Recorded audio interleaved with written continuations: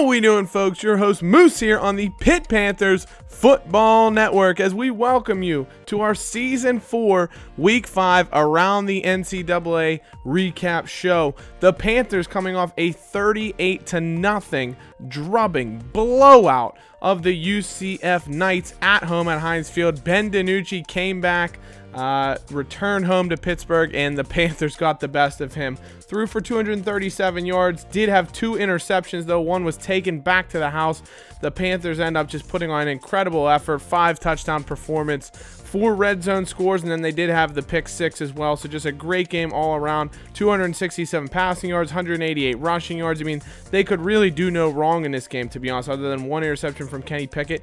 Jay Keys, who we know has already been incredible for the Panthers, threw his first ever completion, his first ever touchdown pass as he found Paul Lease in the end zone. It was a great game for Keys overall.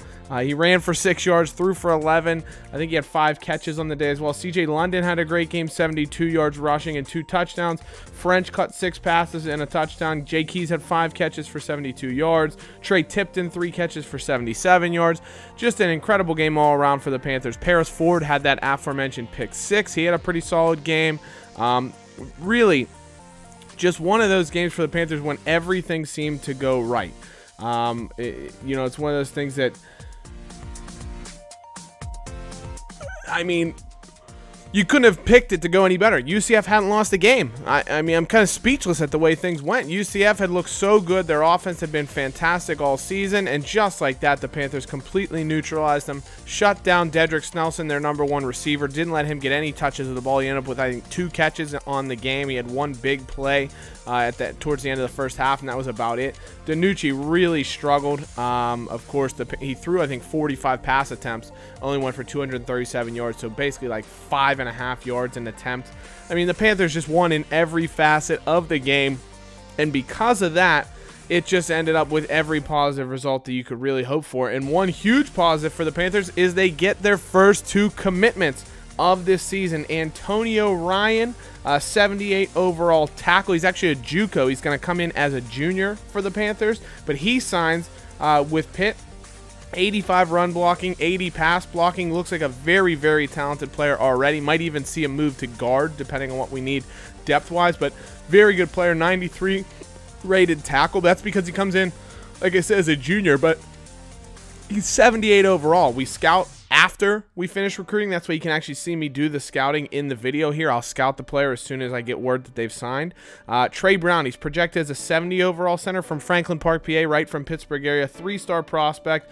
Good size, 6'4", 299. And then when we scout him, we see he's actually a 68 overall. So his agility went down a little bit from what he's projected at. Good pass blocker, needs to work on his run blocking and his strength. Not a ton of strength, which is what you want to see out of one of your offensive linemen. So we want him to get a little bit stronger, hopefully over time, if he is going to be a good starter for us overall.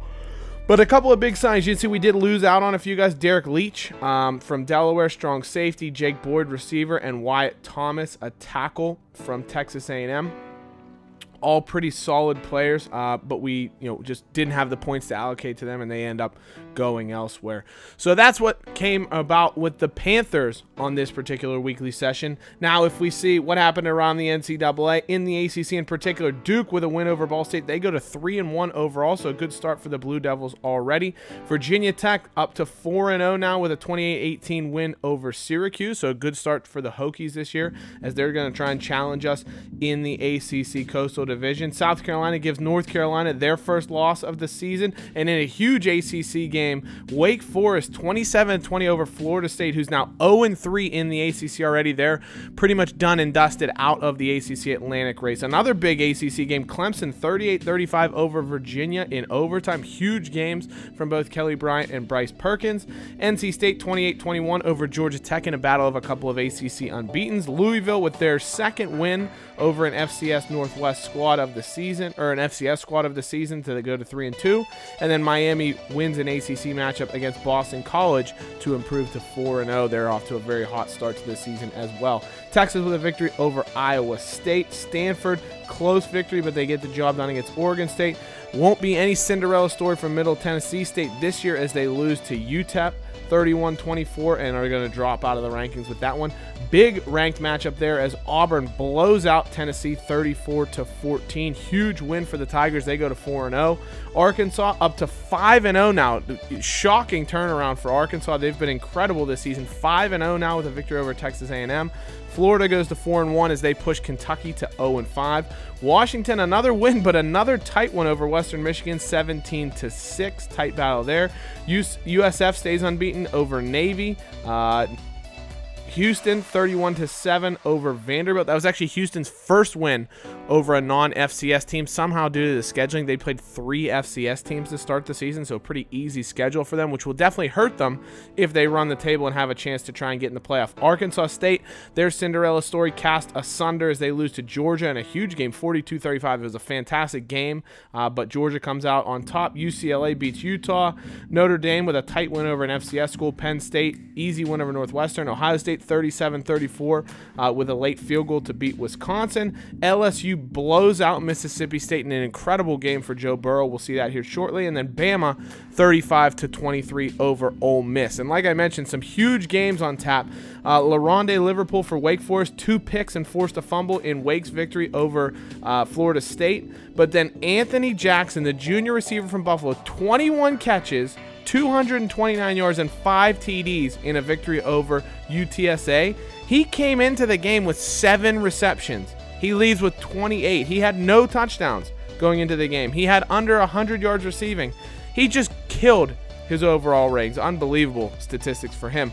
ACC Players of the Week, Liverpool for Wake, and then Johnny Frazier, the halfback from NC State, 166 yards rushing, 48 yards receiving, so over 200 yards and 3 touchdowns for him.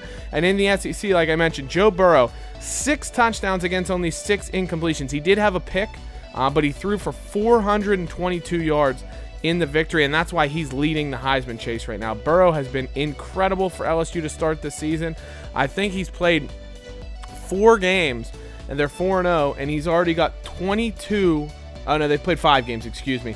In 5 games, he's got 22 passing touchdowns against just 3 interceptions. So he's over 4 passing touchdowns a game. He's also added a rushing score. He's been incredible. Jalen Hurts, second in the Heisman race right now. He doesn't have a ton of passing stats, about 200 yards a game, but he does have 12 touchdowns against 1 interception. So a good start to the season for Hurts. In really just consistent stats. So you can see he's battled some injury troubles in 2014 and 2015, but resumes his starting role after being a starter as a true freshman in 2013. He adds some rushing scores as well, so he's off to a great campaign. Ty Story, we mentioned how Arkansas is a huge underdog story. They're 5-0 already this season. Ty Story is a big part of that. 13 touchdowns against 2 interceptions. Brandon Wimbush for Notre Dame. Notre Dame does have a loss, but Wimbush 7 touchdowns against 3 picks. He's also run for 4 touchdowns, so 11 total touchdowns against 3 picks. And then Nick Brossette, LSU running back, has been off to an incredible season. In 5 games, he's not even getting 20 carries a game, but he has just been racking up the touchdowns. He's been incredible so far for LSU at a team that's just been sensational this year. And you can see the top 10 goes unchanged. Surprising that Auburn didn't move up at all after they beat then number 15 Tennessee, but I guess when everybody else in front of you wins as well, there's not really anywhere to go. Pitt does jump up to number 16, Virginia Tech up to 15, thanks to a couple of losses from the teams ahead of them. Middle Tennessee State losing and falling out of the rankings, and Tennessee dropping all the way back to number 21. So that shakes up the rankings just a little bit, but not a ton of movement, as most of the teams in the top 25 did fairly well. Louisville does come into the rankings at number 25 after going back up to 3-2 when they're about to take on the Panthers this week. So like we mentioned, games coming this week. Pitt will play Louisville. Georgia Tech at Wake Forest. Big ACC matchup there. Virginia looks to get back on track with a matchup against ECU, who struggled this year. Huge ACC Coastal game as Virginia Tech will take on Miami in a big ranked battle. That could be for early favorites in the ACC Coastal. BC, Notre Dame, big Irish rivalry game there. Florida State, Maryland. That's like a former ACC game. Of course, Maryland used to be in the ACC before moving to the Big Ten. Duke, NC State, big rivalry game there down down in the Triangle in North Carolina. And then Carolina matchup there, as North Carolina will take on Clemson in an ACC cross-divisional matchup. Some big games around the country. Texas and Oklahoma is your game of the week, the Red River Shootout. Herb Street likes Oklahoma, but both teams have been stellar this season. Oklahoma's defense has been very intimidating, so we'll see what happens there. A game that you probably wouldn't have expected to be two ranked teams at the beginning of the year. Bama taking on undefeated USF, who's been number 3 in the country for defense. That'll be a big matchup with an offense that's been led by Jalen Hurts and their rushing attack. Virginia Tech, Miami, like we already mentioned, huge ACC showdown. Herb Street likes Virginia Tech. They've been the better, program, but Miami has just been incredible. They've passed the ball all over the field. I believe Evan Shariffs is hurt for this game though, so will be interesting to see how that affects Miami. Kansas State taking on Auburn in a battle of 2 unbeatens, but Kansas State's only played 2 games so far. They have a good team, very good offense, so their offense against the #1 defense in the country in Auburn will be very interesting to see. Iowa and Ohio State game, you throw out the records. Obviously Ohio State's been very good, but it'll be interesting to see how Iowa does. Huge SEC game, Georgia versus Tennessee. Tennessee maybe has the better team, but they've been very underwhelming. Their offense especially has been horrific this season, so if Georgia wins the turnover battle, they'll probably win. And Pitt, Louisville, your Pitt Panthers heading to Louisville, Kentucky, to Cardinal Stadium to take on the Louisville Cardinals. The interesting thing about Louisville, they're 3-2. They're ranked number 25. They started the season, I think, ranked like 14 or 15. They had a very good ranking to start the season, but they've been very underwhelming. Their offense has been just about average, bang average. So has the Panthers. They haven't been great. That's mainly because their rushing attack hasn't been great, but their pass offense has been very good, and Pitt's defense has been incredible. Now, one area where Louisville's been really good, you can see, is their turnover differential. So if they can win that battle, that'll at least give them a chance to potentially knock off the Panthers. But the thing with Louisville, if you look at their schedule, they haven't beaten anybody. They beat an 0-5 Kentucky team in a rivalry matchup, and then they've beaten 2 FCS schools. Their 2 games against teams that are actually okay. They lost to Tennessee by 2 touchdowns at home, and then they lost to Miami away by 2 touchdowns. So Louisville has really struggled when they've played anybody of any substance, and I think we can hope for that to continue this particular week because of how good we've looked so far this season. If we look at Louisville's team leaders though, Jawan Pass, he's like Lamar Jackson light. He can run. He's got very good speed actually. He's taken good care of the ball. He's got 8 passing touchdowns and just 2 interceptions. He's also ran for a few touchdowns as well. He's averaging about 200 yards a game passing.